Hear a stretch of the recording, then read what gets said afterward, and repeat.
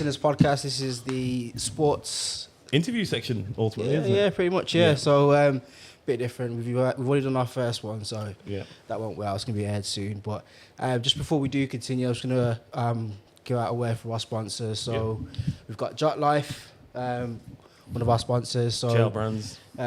All the links will be in the description. You've got JL Brands. Got King's Keeper as well. Yeah. And Manscaped. And big up Venom Power as well, definitely. So, also, if you are new, please hit the like and subscribe button. Yep. Any comments, please, we are all welcome. We've also got a WhatsApp group for the main show and the sports show. The sports show is always going off. There's always a lot of opinions in there. The community's building all the time. So obviously you're welcome. Make join sure the WhatsApp group. Join the WhatsApp group. That's what we're going to say on that. WhatsApp community. WhatsApp community. Sorry, that's the official wording behind that. So I'm just going to introduce myself. I'm Key and part of the Sinners team. We've got Idra as well, who's part of the sports team as well. Yeah, sure am. And we are going to introduce a guest we've got today. So without any further ado, we're going to say welcome, and can you just introduce yourself and tell us a little bit about what you do in relation to sports as well, please? Yeah, of course. Thanks for having me on. Just come a little bit closer. Thanks for having me on. My name's Chris Husband. I am a assistant referee on the Football League. I've been refereeing for 26 years. Oh, wow. Yeah, okay. 26 years. 26 years. I didn't even know that. Man and boy. Qualified when I was 15. Oh, that's crazy. 15? Yeah. Oh, okay. Well, that's pretty so, Wait, we'll cover that later on. Okay, no. That adds another dynamic, doesn't it, when you're 14, 15, refereeing men? God knows. Adds another dynamic. Yeah, that must have been crazy. Horrendous. But no, even in regards to the comments and stuff, any questions that anyone might have in the comments is aimed at Chris, we can... Yeah, we can always direct it to you. Yeah, that's fine. Yeah. So you said that you've been refereeing for 26 years. Just give us your journey in terms of that. So how did you start in sports in general? What led you to where you are now? So from the beginning, what sports were you doing from young, things of that nature? Football, all the way. Like even 12, 13, 14, it's football. You know, you play it every day, don't you? We get home from school, summer holidays, football. Played a lot of Sunday League when I was sort of 14, 15. Okay. Was okay, wasn't amazing. I've seen you play. You're not as good as me, but you're all right. You're okay. You're handy. I wasn't a goalie. Okay. Defence really, but I could see that I wasn't as good as the rest of people around it. Yeah. Right, how can I stay in this game and get somewhere near the top without being very good? Yeah. My granddad was a referee. Okay. A long time ago, back in the war. No. So he's a vicar back in the day in Eastbourne, and he refereed for like 20 years. My big fat brother, he did it the year before me, so I thought I'll follow him. Yeah. It just kind of came a way of life. You know, at 15, 16, I worked at McDonald's in the morning, £4 an hour, whatever, and I got 25 quid to referee. It's a no-brainer. It's a no-brainer. Yeah, it is. Isn't it? It is. And then, you know, you're doing 4 games a weekend, you get 100 quid. Okay. I mean, no, it's decent money. It's decent money. You're just me. Well, so we're going to sort of late night as early. Oh yeah, listen, that's really good money. That's like the equivalent of like 250, 300 pound a week. This is it. That's really cool. So that was a no-brainer. Yeah. Went to university, did the same thing. Yeah. Paid. I mean, I didn't get a part-time job. Didn't really need it because I was refereeing. Oh wow. And like, you know, everywhere needs referees. Yeah. So wherever you go, you're going to get that. Came back to Worcester and realised I was actually okay. Yeah. So got promoted quite young to. I mean, I don't know whether you guys would know the system. So no, we don't. Let's explain. You've got to imagine most of our viewers wouldn't know the system as well. So it'd be good to explain it. You're into levels now. So like when you're like a Sunday League ref, you'd be a level 7. Yeah, that's what it's called. And then I would get promoted to what we call a level 4. And that means basically you're refereeing on like Worcester City's league. Yeah. And, it's like Evo Stick and Ryan. Below that. Wow, so like Supply League it's called. Okay. So you'd have like Gornal and that would be in the same leagues.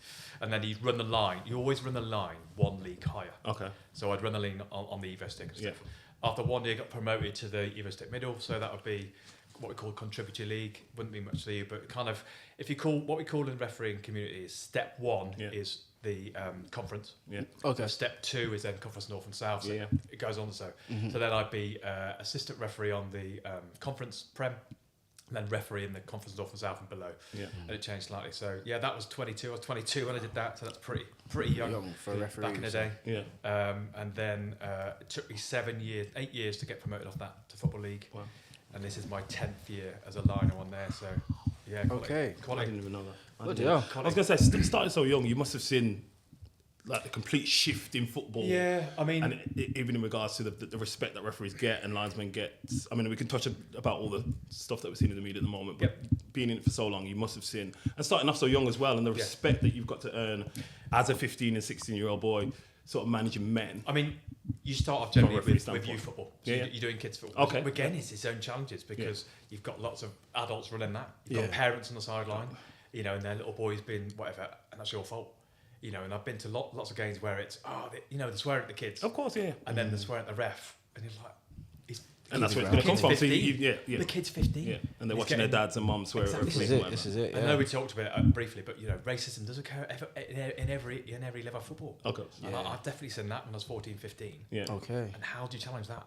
As a 14, 15-year-old white kid, and you see someone getting racially abused, are you going to go and deal with that? Well, I was going to say, one of my questions kind of leads up to you as established linesman now, and witnessing now. Just on that then, just like obviously, just for people who actually want to go into refereeing and just the challenges, and you've touched on it already, as a 14, 15-year-old who's thinking about going into football and probably refereeing, what advice would you give them, and what experiences can you share with them that you had at that age, and what would you do differently? I was going to say, before we start in regards to that, it's almost like uncouth to be a linesman. It's not cool. It's not cool. It's not cool. Yeah. So how can you make it a bit more accepted in society and just in general? If I go back to your first question, so people want to get into refereeing now. I think it's the best structure we've ever had. Yeah. You know, you go into the county system, so Birmingham, Worcestershire, wherever you are, you get attributed a mentor straight away. Yeah. So they'll watch you for at least 6 games. Really then you'll be someone who come 2 or 3 times a season.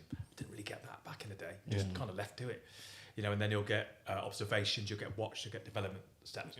You know, and you're part of a bigger community. You know, your county, Worcester, we've got about 400 refs, I think. Birmingham's way more than that, I think. Loads more, so lots more support in that respect. So sorry to cut you. So basically, what are you saying? You've got is there like scouts for refereeing? Yeah, basically.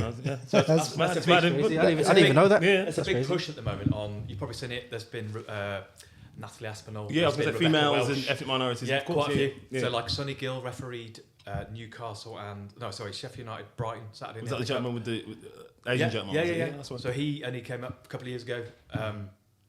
What a ledge! Yeah. I mean, he's a proper pioneer. So he's probably first South Asian since his dad, I think, to be in the football league. So I've done a few games of Sonny's equality. Lots of push around that. So there's like something called the ERDP, which is Elite Referee Development Pathway. So there's lots of people involved in that. Young, old, black, white, Asian, whatever you know. Potential is what they're looking for. There's been a real big shift in that recently in terms of potential and focus and support around that. So. But I think refereeing's changed. I like to think we are getting a bit more cool. Yeah. You know, you see referees with tattoos. I'm not saying that's cool, but that's well, it represents everyday life. Like you should, just because you got tattoos doesn't mean you can't do. And like anything. You know, when we were kids, mate. Yeah. Every referee was old as fat, wasn't it? I'm not saying everyone. And unfit. No, it's true. There's a culture change, I think. Of course. You know, you've got expectations. I have to do a body fat test every 2 times a season. Yeah. I have to pass a fitness test 2 times a season. Yeah. That's probably going to increase. You know, the demand, you're supposed to send in data for training sessions. You're expected. Well, I agree. I think referees should be almost on elite sportsman level for me. When you see these big guys not able to keep a good play. Absolutely, that needs to be. So I think that's a perception that can be challenged because I don't think that's a thing. Yeah. You know, we have such stringent observations, people coming to watch. And they always have as well, haven't they? Yeah. Always have. Like, you know, you have to be under 18% body fat to be on the Football League. And believe it or not, you look at some of these guys and but again, it's perception, isn't it? Yeah, no, of course. I suppose if you look at... Who's the gentleman with the bald head? He's quite big now, quite stocky, does a lot of the games. Rob Jones, probably. Yeah, I saw him last night. Absolutely ripped, mate. Okay. He's at Luton last night, wasn't he? Yes. Doesn't look ripped. Bizarrely. Doesn't look ripped. It doesn't look fast. Absolutely ripped. Okay. So he was. I did a game with him at Luton about 5 or 6 years ago in the league. It might even have been the conference. Yeah. And you could see there he had the potential, but he was massive. You know, I think if you look at most referees on the League 1, League 2 Championship coming up, it's all about that image. Yeah. You know, you're very rarely going to get an overweight one. Yeah. You know, because they want to get to the top. They're being judged, marked, a criteria. Those development groups all the time are being more and more expectation on them. But I think the EA Sports stuff that's helped us develop, to grow, to have more facilities, for more money for training. So that's the sponsorship with EA Sports, isn't it? Yeah. I mean, we've always been EA Sports. Gone to EA Sports FC this year. Yeah. So, but you know, it's quite a cool brand. Look what everyone pays EA Sports. Look at This is it. Look at before FIFA stuff. it was Specsavers in Scotland. I mean, that's just crazy. and not cool. Why are you doing that? Yeah. And it's not even related to sports as well. No, it's not. It's a cheap shot, isn't it? Yeah, It's a cheap shot. But I suppose branding is branding at the end of the day. Yeah. I mean, it's cute for Specsavers because it kind of it's very. And it probably served the purpose. It probably served the purpose. Yeah. That it got the name there. Oh, Yeah. shit, we can do that. Yeah. So It gives them exposure, and Yeah, that's of what course branding is. But I think with branding, I like it to be relatable. Yeah, of course, And has to be. I think one of the key things is like with EA Sports, they can potentially then give back to grassroots because they're already interrelated to that. Yep. Whereas Specsavers, they won't really have the infrastructure to do that No. because EA Sports already go to all the football Of course. stadiums because obviously they have to for their own games. And so their intent to do that is a bit more than Specsavers. But that's my own personal No, But, opinion. to touch on esports a little bit, that's been a massive part of the growing because they have put this money in, Yeah. and it's given facilities for referees to have much more face-to-face training. Yeah. Much more cohesion in terms of what they're doing, teamwork. Lots of that is really important because, especially look at the Premier League guys, that they tend to stay in their groups of three, which is really important for day-to-day, every course, game. You can a bit harder for my level because you're travelling so far. I've got a full-time job. Yeah. Most people on my list have a course. full-time job as well. Yeah. So Yeah. to then put a group to three for me to go to, I don't know, Middlesbrough on Tuesday. Because it's almost like a little team, isn't it? Like, It's cool. kind of so it really has helped. That's a good shout. So You want to go? after you go.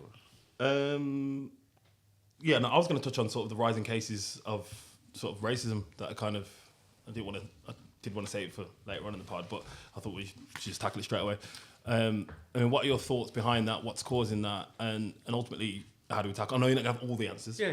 But how do we tackle it from your standpoint? Some of the things that you've seen. I mean, we've got a comprehensive reporting system. So if I talk about the sort of Football League for a minute, Yeah, it's fine. We've got quite a comprehensive reporting system. So match day procedures in terms of what happens. We hear report it. There's been a few cases recently where Well, I was going to say, you were one of the first people to reach out when my brother went through what he went through at Newport. And even for that was quite, obviously the coverage wasn't huge, but for me, it was almost like a watershed moment, it seemed, because it's the first time I've actually seen live on TV somebody sort of abuse a player and not give a damn. What was that? Because I don't know what that is. So it was a Newport against Gillingham game, just before Christmas, I think it was.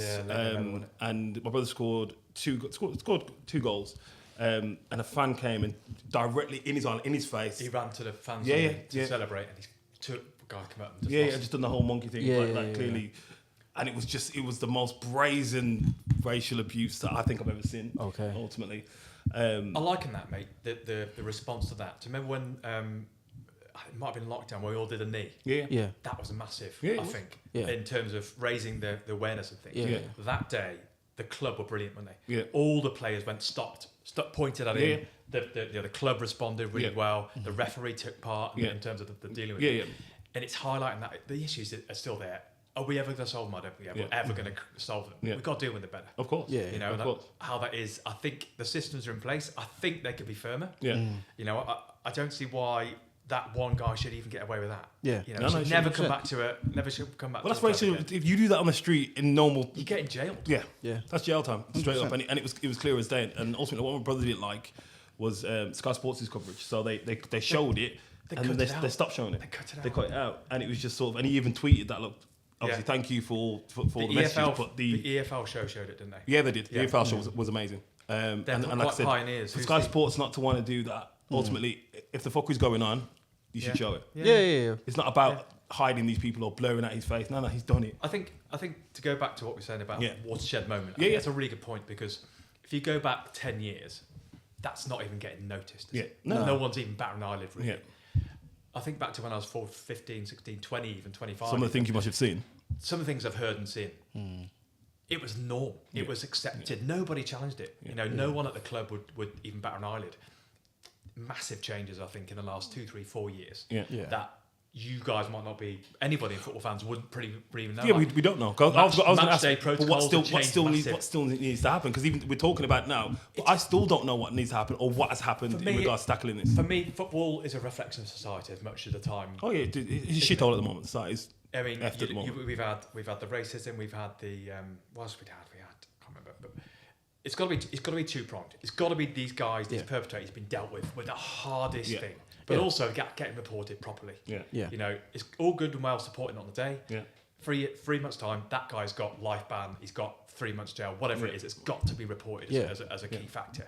But education's got to be the thing. Right from the bottom. Yeah, 100% from grassroots. Yeah, 100%. And I think, if you go back to my young refereeing, I've definitely heard that. Would I have known what to have done?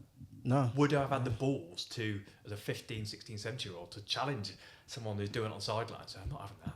It depends on you and your upbringing and things of that nature. If you're not used to that kind of, if you're not exposed being a to 16-year-old challenging a man who's racially abusing another man.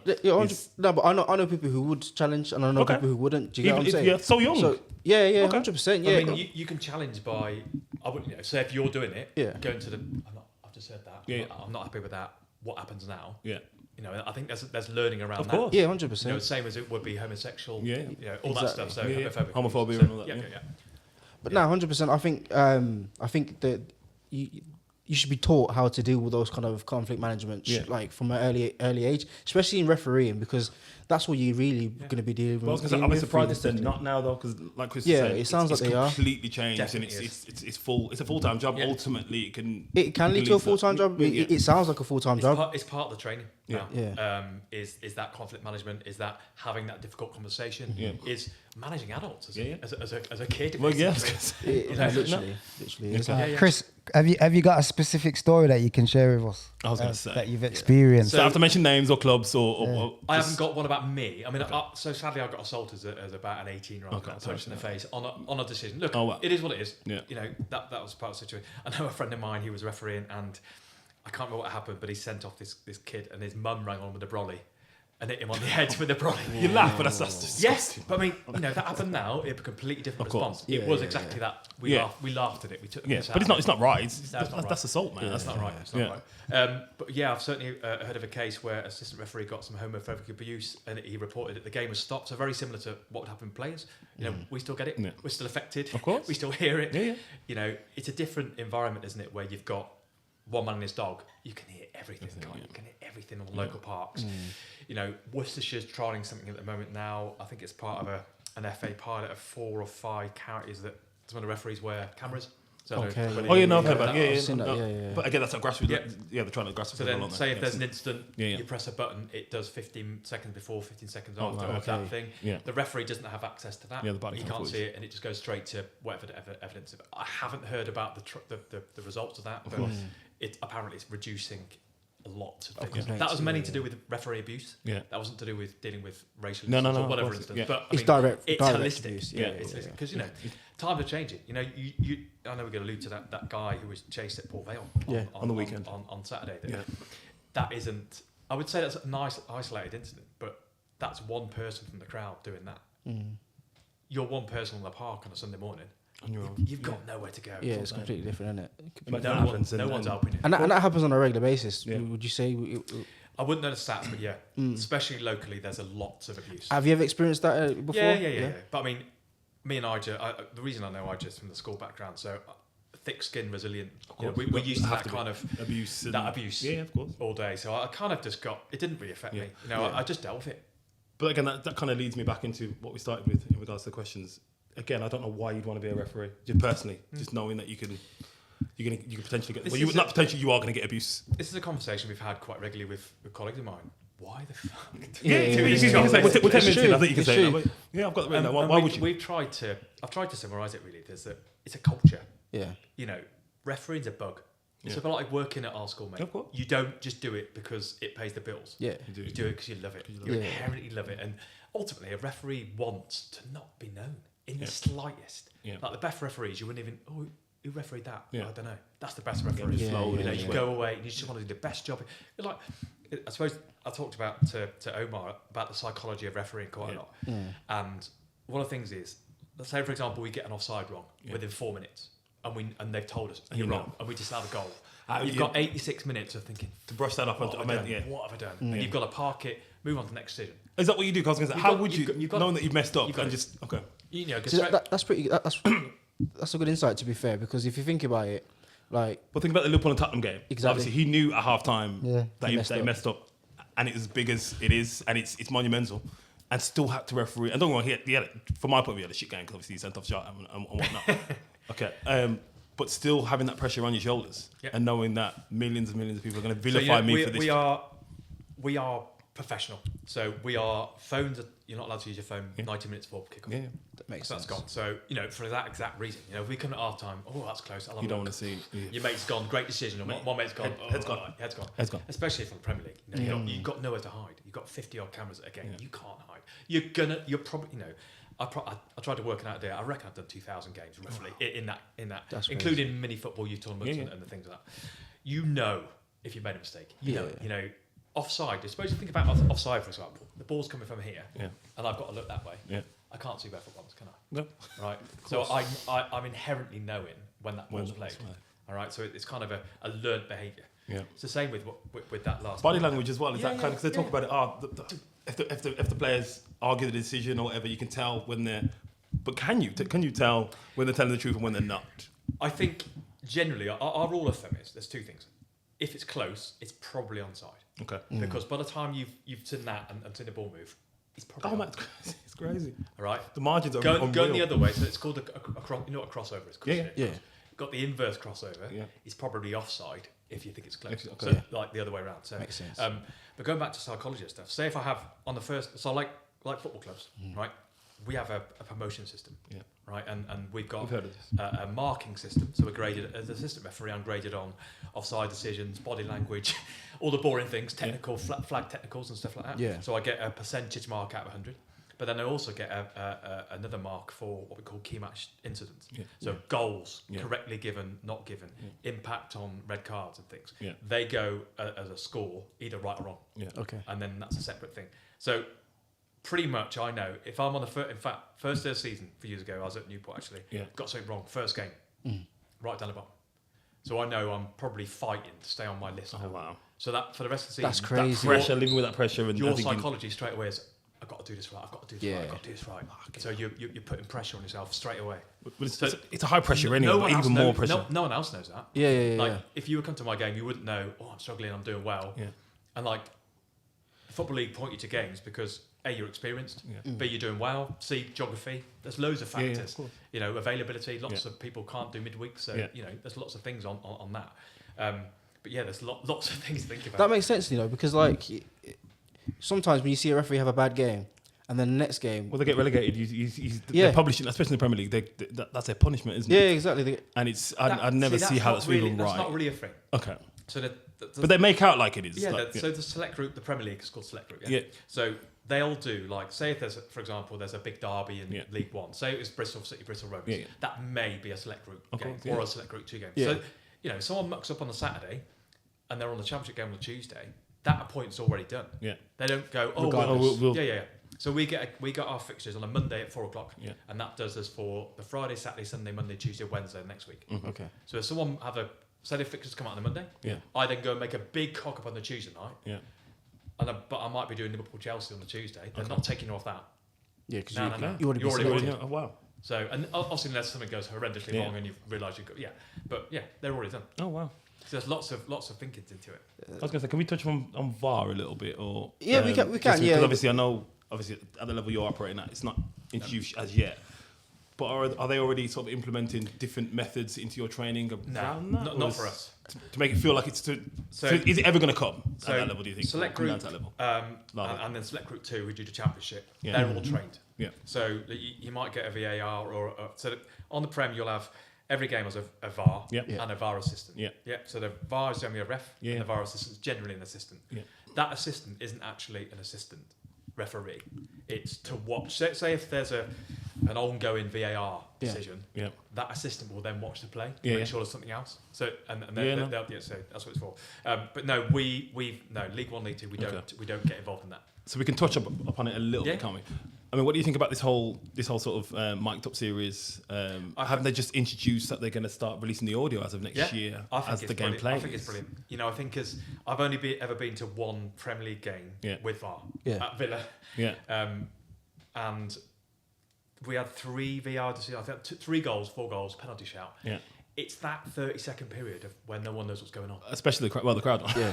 Like Germany and Spain, just communicate. Yeah. So I think we're going to that. Howard Webb is very pro that. He wants to communicate that to more fans and have more accountability. Yeah. Just letting people know what's going on. Like rugby, do it much better. I was going to even say, like, there's sports that have been doing it for quite some time. Of course, and You've it got, works. Yeah, because like cricket, for example, they've been using technology for a long time, and the way that they communicate, that could have easily been replicated in football. Yeah. The only two differences with rugby and cricket is they've got a natural pause. Yeah. So we can do it when we've got a natural pause, fine. Yeah. But if you've got an ongoing VAR decision when it's on, it's really tricky because everyone's watching the game. Yeah. But there's got to be a middle ground. Yeah. Because ultimately, football is missing out, I think, and the fan is missing out. Yeah. And we've got to find. It's only a relatively new system. We're tweaking it and tweaking it and tweaking it. I think in next year it's going to get a lot better. Yeah. I think the Mike Tep series is fantastic. I think I like it. Getting people inside the psyche of what we do and what we can't do. The rationale of why you make the decisions as well. Yeah, it makes sense. If you look at that Liverpool one, that was unreal. We couldn't change it. We couldn't change it. That was unreal. But football expects us to change that. You know, no one would bat an eyelid. Sorry, why couldn't they change it? Sorry, because I'm going to challenge because they could have changed because obviously I know the play had gone on and obviously.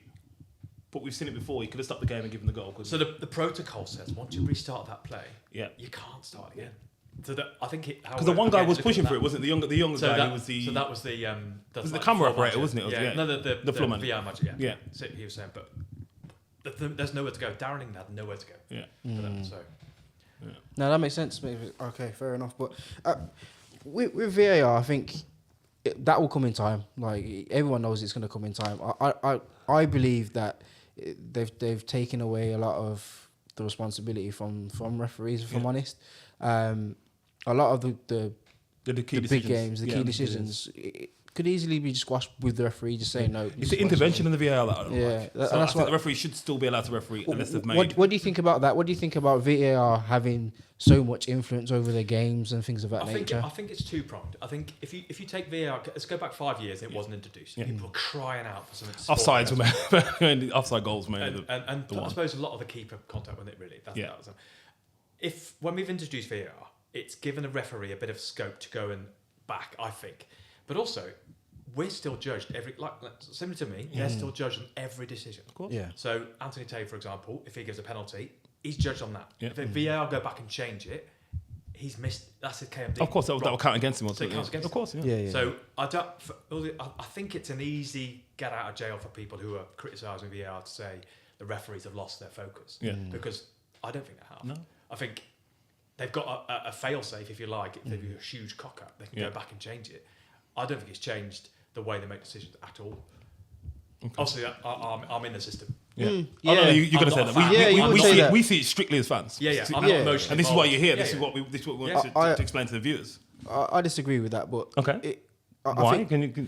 I think personally because you can push back. There's a lot of incidents where that you can see that they can make a decision, but they're waiting for VAR to make it, or like they don't give a penalty, but they can clearly see it's a penalty, and they don't. Why do they do that? The big thing in relation to that, sorry to cut you off, but you know when they go to the screen, you just know every single time that they're going to give it. Yeah. Why is that as well? It's been one decision where the referee's gone and changed the decision. I don't know why that is. It's to us. So, it seems like they're being led down the garden path. This is the decision. Yeah. Make that, and it almost seems when you talk about this marking system, it almost seems like if you challenge it, you're going to get marked down. So again, if you look at the protocols before, it was I think remember on that Liverpool one, it was check complete. Yeah, right. Wrong wording. Wrong wording. Yeah. A simple change of offside decision confirmed. Someone goes, oh, it's not. It wasn't offside, or whatever it was. Yeah. Like, we'll help that. Yeah. I think we've definitely got to go to a system where they're checking it more and changing it, or they're checking it much less. Yeah. Because I think it's chilled out the last couple of months, I reckon. But was it sort of October, November? Oh, there was a massive spate of wrong decisions made. If you go back to psychology of it, right? We were under so much scrutiny. We're going to take our time to make sure we're not that VAR headline. And if you look at the papers and stuff and online, every week it's VAR drama. Every week, isn't it? It's an easy. It's a headline writer itself, isn't it? So I think we're protecting ourselves a little bit and making sure that we are, even if it takes 5 minutes, we're getting that right decision. Yeah. And it's a ball ache for fans. I get it. You know, I'm a fan. As long as you get the right decision, I'm not bothered about the time. As long as you get there. The thing is, I don't mind if you even get the wrong decision. What I mind is when you've had the opportunity to review it and you still get it wrong. If you get this, for example, if the referee says, I'm not even going to look at the screen, it's my decision, that's it, see you later. Which I'd love to see. I'd love that to come back. I wouldn't mind that. If there's a protocol in play where he says if VAR has told you to go to the camera and he said and you have to go to the camera, then that makes sense. But I think you should give us that insight, give us that view. I'll pose you a question back there. As a fan, would you like to see going back to like the tennis scenario, where like every offside, I think if it's offside, it's offside. Yeah. But fouls, free kicks, reds, I'll appeal it. For like free. I would love that. Yeah, maybe, but it depends because it does interrupt the flow of the game. It's a different sport altogether. We'll be challenging everything. But you get three calls. No, but it interrupts it anyway. So, what's the point? Like, I don't mind that, but do you think that would be healthy in the game? I think we're on the path. That's a really crap way of saying it. There's improvements to be made. I don't know what they look like, but I think in a few years' time it's going to look completely different. Yeah. I think we'll move on from that though. But to be fair, there's a lot to unpack. You've said quite a few things. I think you've got quite a lot written down. Yeah. But in terms, I'm just going to go back to something that's that I've noticed recently. There's been a lot of change in Swift in terms of the Asian community now integrating into football. And I think that's great. I think one of the things that I would want to know, or just have an insight in, is are you seeing more of the female Asian community coming into football, into refereeing and into management and playing in general? Is that something that you're seeing on a grassroots to EFL level, or is that still a slow burner? Not really. I think it's still a slow burner. Also, there's Lisa Rashid in refereeing, who's on same level as me. She's a FIFA women's referee. So in terms of, I suppose, I can only go on my experience in terms of day-to-day match day, like at Newport, for example, the bench and things. It's quite rare you'd see like a female physio or... I mean, there's lots of black and Asian members of coaching staff. Yeah, of course. Yeah. Not many women that I see black or Asian in that sort of coaching capacity or medical capacity, but I don't. Not that I see. But a lot of it, don't you have to appeal to that demographic? So there's one thing having the job opportunities. You've got to, the people have to want to. I think 100%. Take up the roles ultimately. Yeah, 100%. And I think football's doing that in general. So I think it's slowly building towards that, but. Because I was saying, I don't believe in the whole kind of like institutional racist kind of thing. So when I think obviously young referees, you don't see a lot of black kids wanting to be referees because they don't want to be referees. But that's their perception. I don't think it's the institution's racist. I just think it's just still not an avenue a lot of black kids want to go down. Personally, I might be wrong. So the FA and the PGMO are certainly trying to put that right. No, of course, certainly supporting massively from grassroots upwards. I used to be a tutor for new referees in Worcester. So I did that before my kids were born, for about 10 years.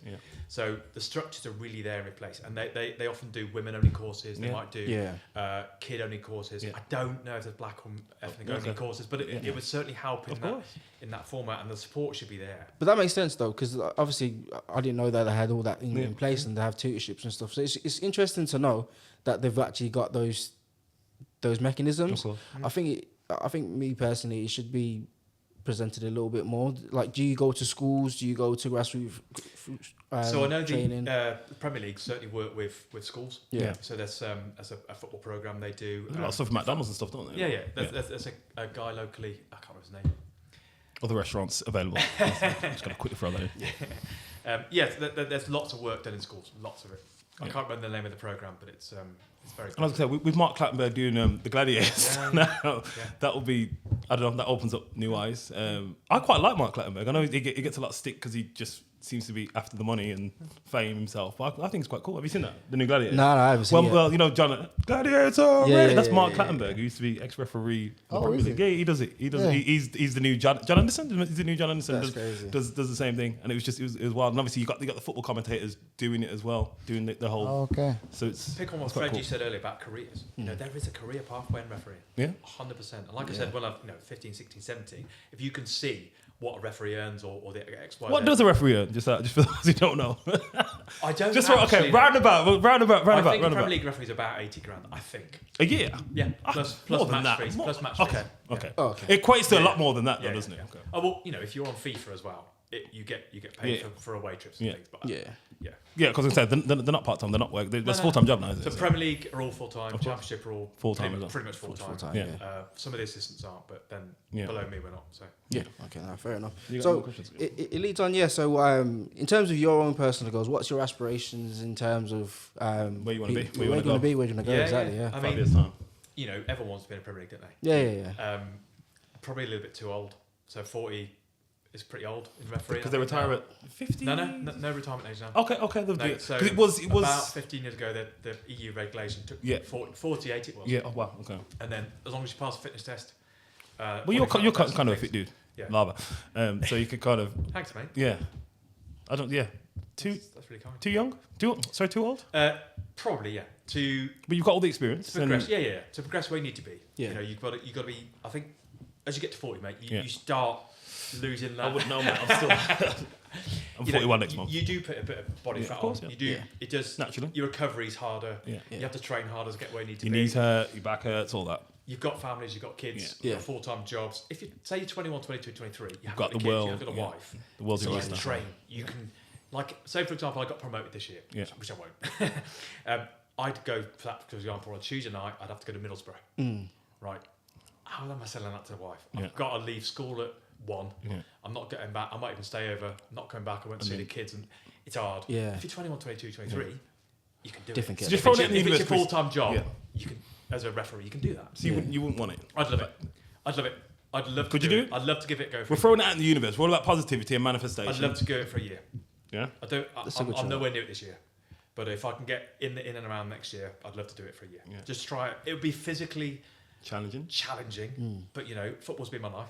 Why would I not want to challenge myself at the next level? And when I got Football League 10 years ago, there wasn't Select Group 2. Yeah. Right. So I did Championship League 1, League 2. So I did Cardiff, I did Derby and that stuff. So 30,000 was quite standard. Yeah. So it's not like they're the games you live for. Of course, I can imagine. And the way it works now, we're very fortunate that in the early rounds of League Cup, you can get Championship teams. Yeah. So I did a couple of Championship teams, and in fact I did Premier League team last year. Wow. So I did Newcastle. Oh wow! I did Tranmere Newcastle on the League Cup second round last year. Incredible. Just meeting all these people that you see on TV and just Eddie Howe, tiny. Yeah, I know. It looks like it looks tiny. But he's got his bodyguard Jason Tyndall with him, isn't he? Or his girlfriend. Or whoever. I didn't even know he was tiny. I thought he looks tiny. No, Eddie Howe looks tiny. I thought he was like average height. I remember when he played football, mate, because he was centre half. Was it? Yeah. I remember. I'm sure he was centre half. Absolute gentleman. Yeah. Looks it. Good luck today. Thank you. And even after game, really respectful. Looks it. You get that everywhere across the board. Yeah. Okay. You meet your heroes and they're actually cool. Yeah. Sound and they thanks for good luck today and all this stuff. And what about the opposite? You meet your hero and he's a bit of a dick, or who's? Yeah. I can imagine some of them. No, what a prick. I can imagine he's quite spiky. You can bleep that out, by the way. But anyone? Any names you could kind of throw out who's been a bit? I think it's hard from the outset, regardless of any decisions met yet, and he just seems like just off with you. I suppose if you put football as a reflection of society, you're always going to have 1% of idiots, aren't you? Yeah, of course. And football's no different. No. You've got. Do you remember Jermaine Beckford? I do. Leeds forward. Yeah, absolute ledge. Yeah. He was so polite. Yeah. And he came from non-league and went straight up. I think the more cultured you are, the more inbuilt in the system. Yeah. You've been in Villa, for example, since 14. Yeah. It's your way of life. Of course. Yeah. It's not I'm not saying it's not a privilege, but it's your day-to-day job, isn't it? Yeah, 100%. Yeah. Respect. I think it's so easily given out. Yeah. But to earn it, I think is a bigger thing, and to give it back. But I'd say the vast majority of people are brilliant. Yeah. We're all nutters sometimes when we cross that white line. Of course, yeah. And I think doing the job I do and then going to refereeing, I can manage that. Yeah. I can speak to people properly. Yeah. I can tolerate a little bit of effing and jeffing. Yeah. Not everybody can. Yeah. But it's a really good. Speaking on that, because that just reminded me. Media training or what? Or media training. No, I was going to mention media training because you were saying about people. Yeah, I was going to say we'll touch on that as well. Yeah. So you know how referees are taking a hard approach on footballers crowding them, giving red cards. What's your view on that? Do you think that's a good idea, or do you think they're being a bit too militant with that? Or on the managers? No, on the players as well. So that's cards. I'll give you an example. So Dallo, I don't know what he did. He got 2 red cards for one. Well, dissent's a massive thing at the moment. Dissent's a massive thing. I think Jesus got a yellow card for just exactly doing that to the line or whatever. Like I understand if they're directly coming in your face and they're Yeah. effing and jeffing, definitely yellow card. If they're going away and they're still effing and jeffing, I think that's a bit harsh. And it's taking the flavour out of the game sometimes because obviously football's a very emotional, very passionate game, and people take it to their grave almost. Well, do you think that's taking it away, or do you think it's? Because it seems like there's initiatives all the time. So it seems like the dissent thing's a massive initiative, and they say they talk about it quite candid and talk quite honest and open about it. I think it's a path we need to take. Yeah. I think if you go back to Wayne Rooney here, remember? Oh man, he'd be in your face, mate, absolutely calling you everything under the sun. And it was almost a given that he wouldn't get a booking. Yeah. Right.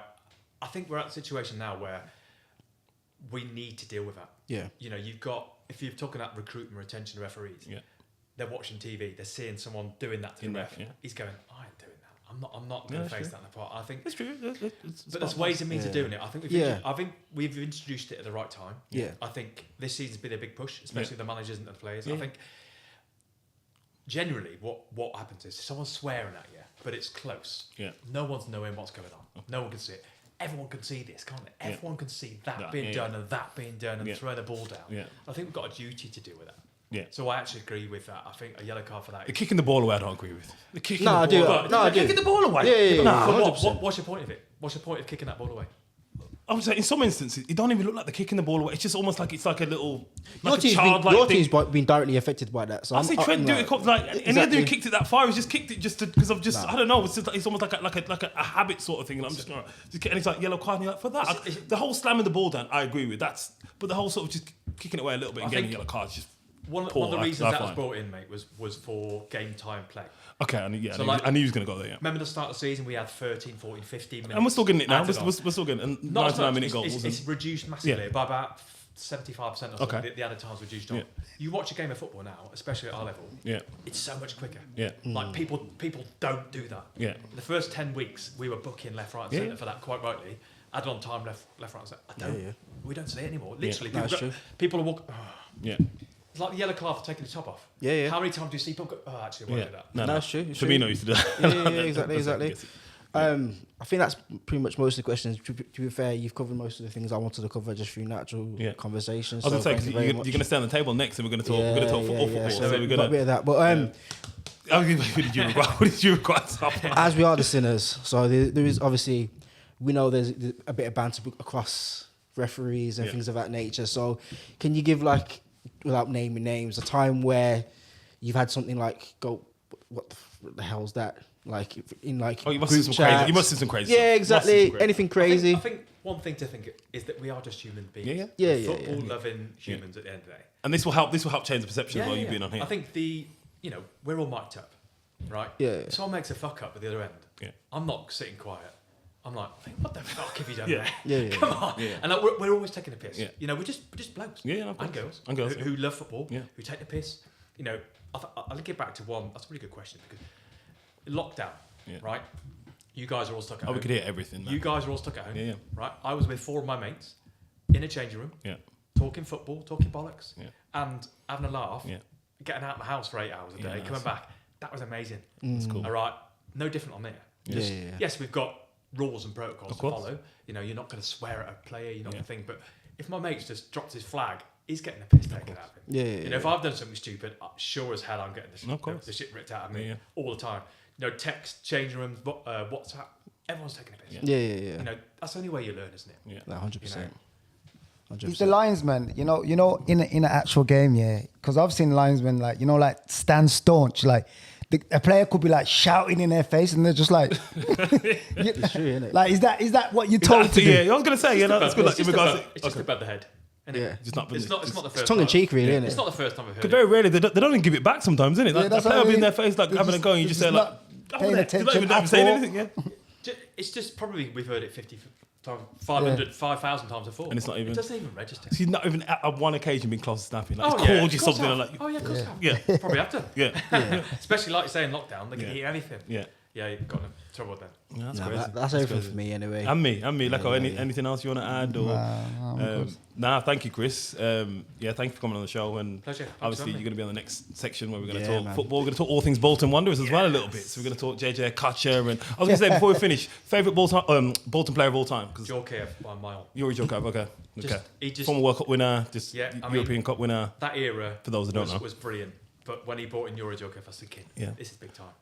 It wasn't a finished. Fernando Hierro, by the way, he was finished. Wasn't he was 36. Fernando Hierro, play for Bolton, Real Madrid. Okay, he was finished, but even just like that era of having. That was a dream. It was almost like Bolton were just late like his early noughties, mate. It's a knocking shot, but they were like the last port. But there's some players. Djorkaeff was 27. Fernando Hierro. Yeah. Didn't they have a Nauka at one point? Yeah. But that's what they were still kind of moving away from that kind of like older kind of even Campo, Herrero, Kacha.